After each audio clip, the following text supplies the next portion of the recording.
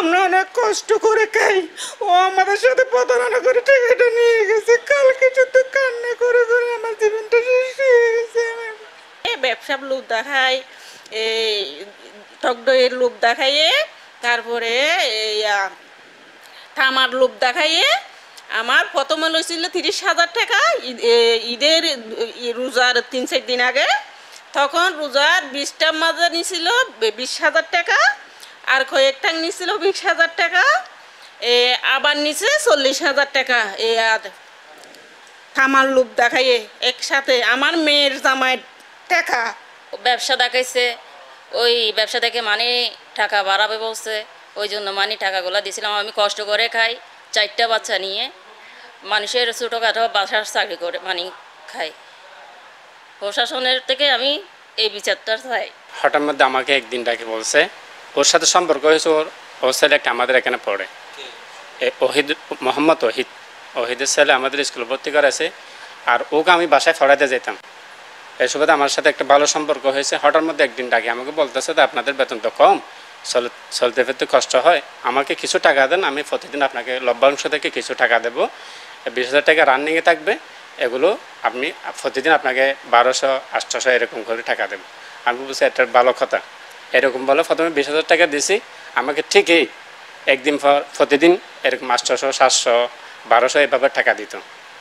টাকা দেওয়ার পর হঠাৎ মধ্যে 8 দিন আসে বলতেছে, তবে আমি কতগুলো জিনিস পাইছি, স্ক্র্যাপ থামা পাইছি, আরও 20,000 টাকা লাগবে, তাহলে 40,000 টাকার জিনিস কিনবো, কেনার পরে এটা লাভ হবে, প্রায় 10,000 টাকা লাভ হবে। আমি বলছি ভালো কথা, আমি কষ্ট বেষ্ট করে দিছি।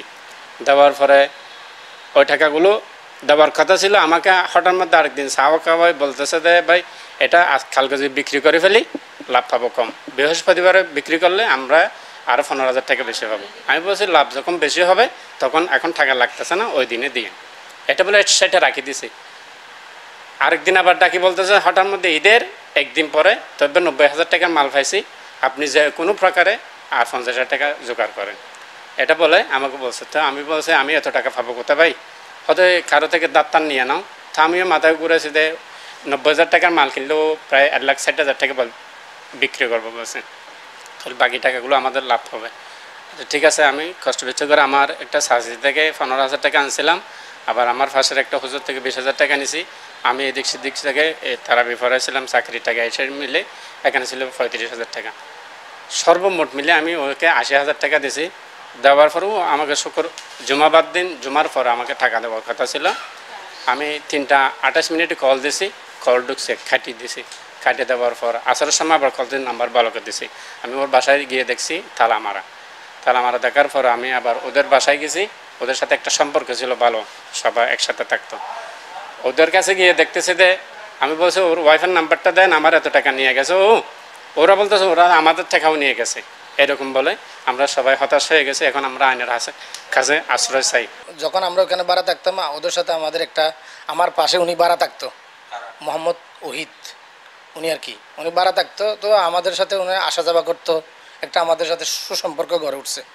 তো সুসম্পর্ক গড়ে ওঠার পরে একদিন উনি আমার কাছ থেকে বলছে যে কি ভাই আমি একটা স্ক্রাবের দোকান করি, বা আরেকটা বিরিয়ানির দোকান করি, ওখানে তুমি যদি ওখানে আমাদের লাভ হয়, ওখান থেকে তোমার একটা প্রফিট দেবো, তুমি কিছু আমাদেরকে টাকা দাও না।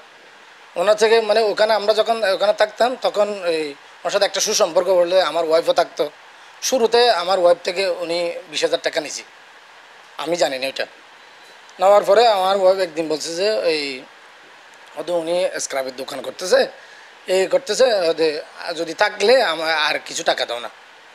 ওই সুবাদে আমরা প্রথমে 20,000 টাকা দিই প্রথমে। এরপরে আমার ভাই থেকে এনে আবার দিছি 20,000। তাহলে আমার ভাইয়ের একটা বন্ধুর থেকে এমনি আমরা দিছি 20,000, তাহলে মোট 60,000। পরে আমি আমার একটা বোন থেকে এনে ওখানে দিছি 55,000। কত হয়েছে এখন? 60,000, তারপরে ওখানে হচ্ছে 55,000, কত হলো? তাহলে আবার আরেকবার এনে দিছি ওখানে 20,000 আর 10,000, মোট 1,25,000 টাকা। মোহাম্মদ ওহিদ, ওনার বাড়ি হচ্ছে রামচন্দ্র ডাকঘর, বাকরাবাদ, থানা মুরাদনগর, জেলা হচ্ছে কুমিল্লা ওনার বাড়ি। উনি ওখানে ব্যবসার সুবাদে কক্সবাজার থাকতো, আমাদের বাড়ির পাশে আর কি, মানে বাসা বাড়াই থাকতো আর কি। ওই সুবাদে আমরা ওদেরকে টাকা পয়সাগুলো দিই দাবে দাবে। তাহলে উনি আমাদেরকে প্রলোভন দেখাচ্ছে কীরকম, আমরা একটা ব্যবসা করি ওখান থেকে আমরা, তাহলে 20,000 টাকা যখন উনি যখন দিয়ে আমাদের 500 টাকা 1,000 টাকা কি দিত, লাভ দিত, মানে সমান সমান যেটা স্ক্র্যাপের ব্যবসা করতো ওখান থেকে আমাদের 500 টাকা 1,000 টাকা কি দিত, লাভ দিত। তাহলে আবার 20,000 টাকা নিয়েছে, ওখান থেকেও আমাদের কিছু কিছু লাভ দিত।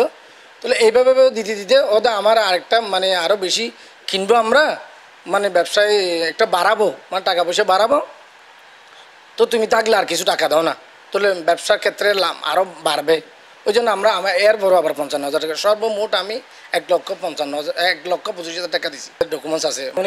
উনি থাকতো যে মেডিকেল কলেজের পাশে ব্যবসা করতো ওখানে আর কি, মেডিকেল কলেজের পাশে বসতো, ওখানে একটা ব্যাংকারি ছিল, ওখানে বিকেল হলে উনি গিয়া করতো ওই বিরিয়ানির আয়োজন করতো। এরপর পরে উনি স্ক্র্যাপের ব্যবসা করতো পাশাপাশি।